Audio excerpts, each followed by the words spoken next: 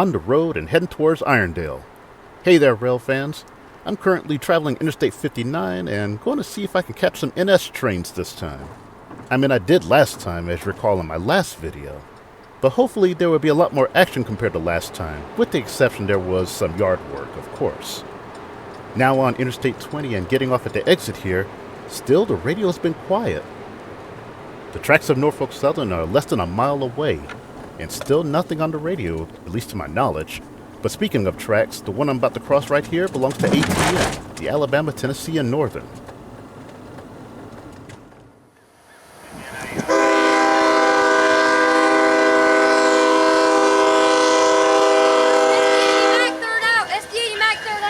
Nice.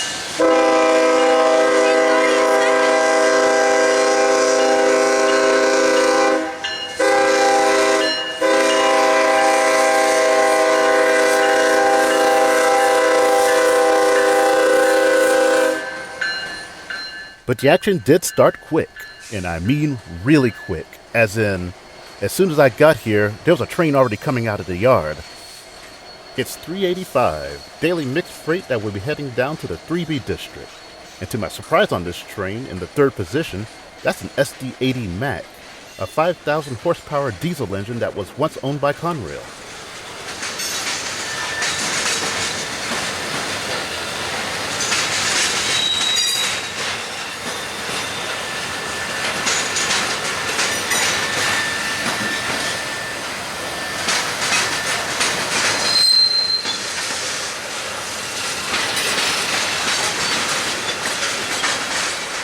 While he's going by, you can hear me talking to somebody. That's Gavin from Pell City, better known as Pell City Rail Fan, but a kid who really loves his trains. After the mixed freight, it got quiet, and I'm hoping that's not all the action I was going to see on the tracks today. As always, some yard work is going on. A pair of EMD units sitting right there working a long string of tank cars. Sitting outside of the yard and been here since I got here, that's 75G sitting there. An empty coal train from Wilsonville, Alabama, waiting to get refueled. Gavin actually had time to go to Walmart to get a memory card for his camera and made it back with that train still sitting there. He really didn't miss much. As for me, I do have to meet some people for lunch, so I had to take off. However, I did hear talk about a 178 that was going to be heading out of the north side of the yard soon. He would have to take the AGS north to get to where he's going to, which is Ohio. Luckily, that will go through Trustfull, where I'm heading, so hopefully I'll get to see him. Not happening. I get there to the Trustfull Crossing right there at the signal called Trustville, and apparently he was already gone. What was going into the yard, however, was either a local or the daily mixed freight known as 15T. Either way, these were the last cars I caught of this train. Other than that, I'm off to lunch with some friends, and hopefully we'll be back there to the yard later on.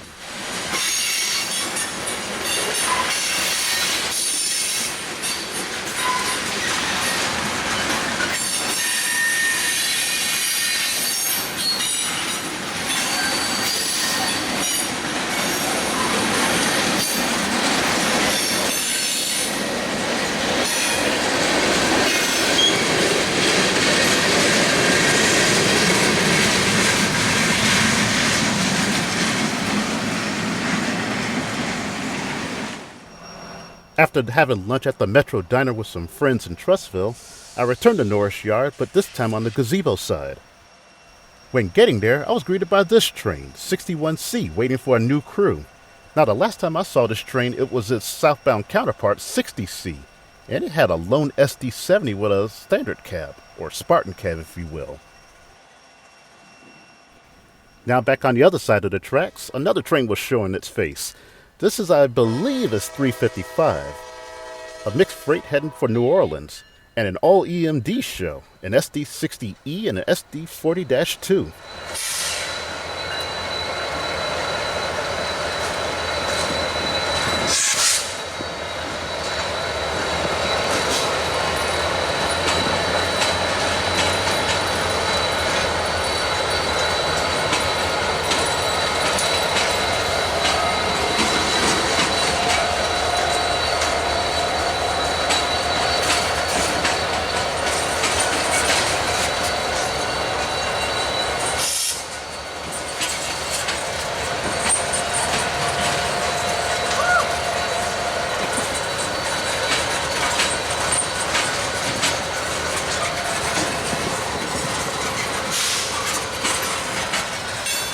While this was going on, I met another rail fan, a youngster by the name of Hayes, but also known as the Southeastern Rail Fanning Production on YouTube. It's always a kick for me to catch these youngsters who love trains so much, especially when they have their own videos and have a good knowledge about trains.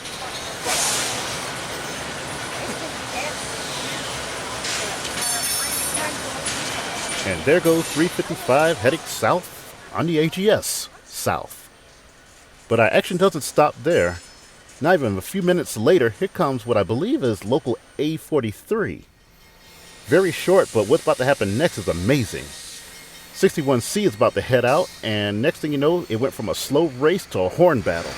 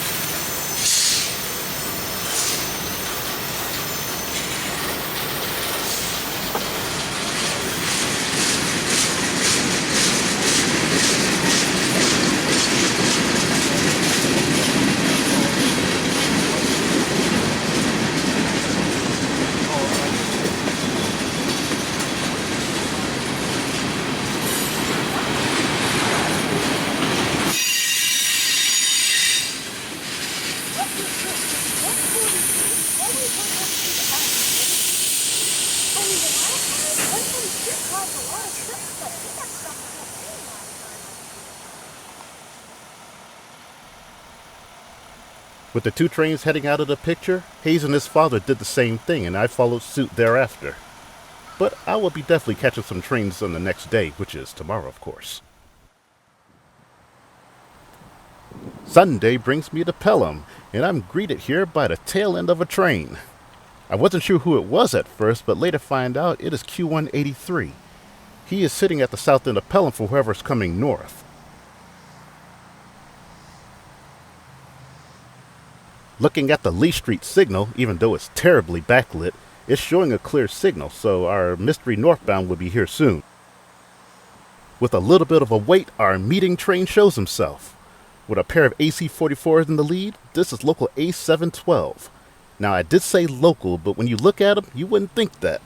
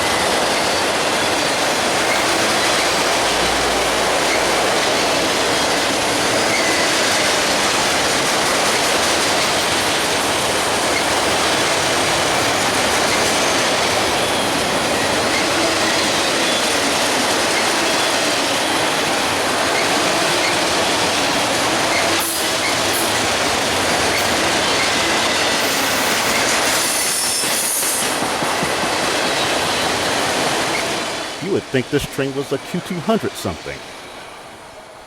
And there goes Q183, bound for Fairborn, Georgia.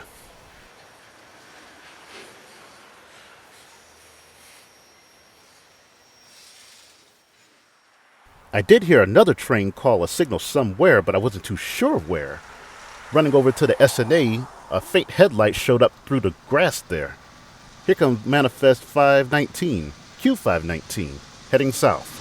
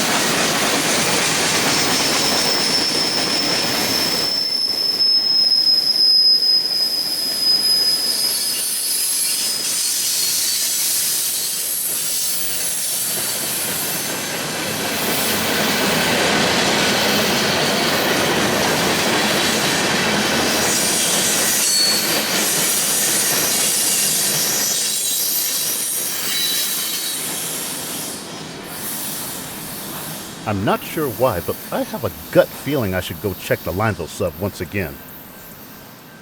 Well now, my gut paid off. Thank you, gut, or whatever gut I have. Lee Street had an approach signal now. Now, considering what just happened, there could be many things that will be going on, or could be going on. Either there is a train coming and the one ahead of us, which was A712, is slow to clear the area, or there's going to be another meet here. Who knows? It's just a wait-and-see process for right now. After letting my camera charge a bit, I get back to the signal and it's now a clear, even though it's terribly backlit like before. Now in position and the lighting a little bit better, here comes EO40. Empty coal train come from the Stanton Energy Plant in Orlando. Another pair of AC-44s leading. Man, kicking it old school here.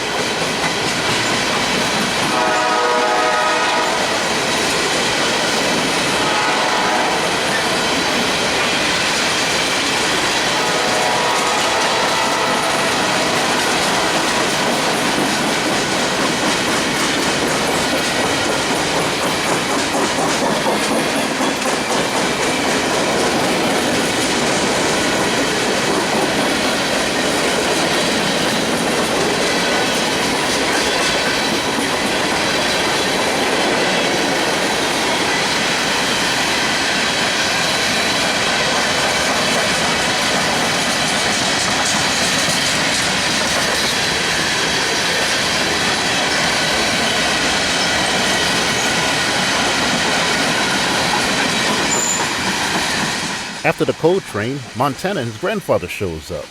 Now I know there will be 2 more trains coming and he wanted to catch them while I was here. So I enjoyed the company as always. Our wait for the next train was kind of short, but here he came up the hill. This is Mixed Freight Q521. And with a surprise in the front at that, an SD40-3.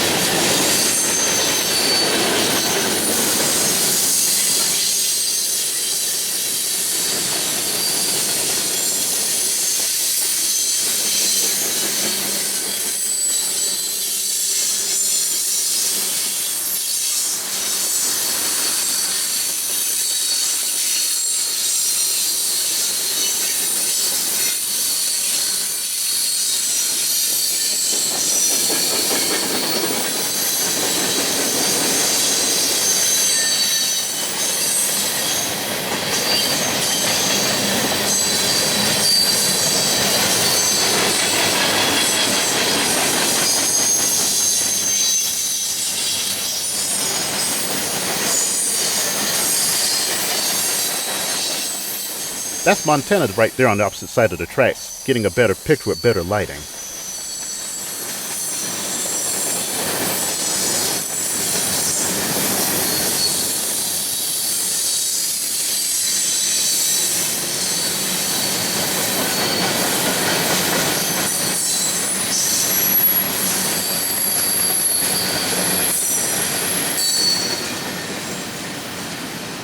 Now we have some loaded coal heading our way. Up the hill, and with someone we know on board, here comes N240 heading on south. Michael Stevens being the conductor, someone we know really well and always like to give us a wave when he passes by. And today is no different. Yeah, Blue Lantern radio over.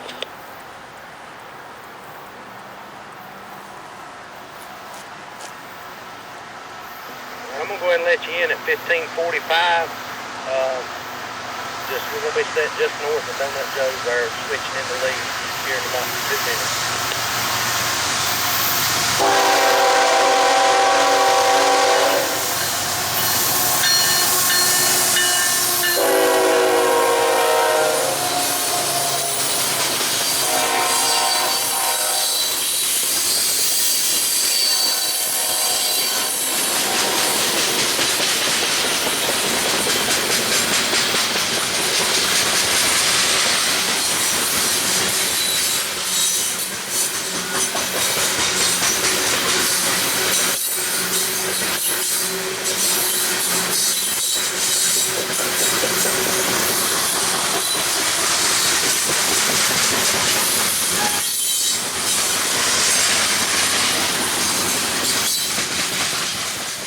Well, I was hoping to wait for W001 as well as 2 other trains, but I have errands to do. So here at milepost 000411 on the S&A South Sub, thanks for watching. Until the next milepost.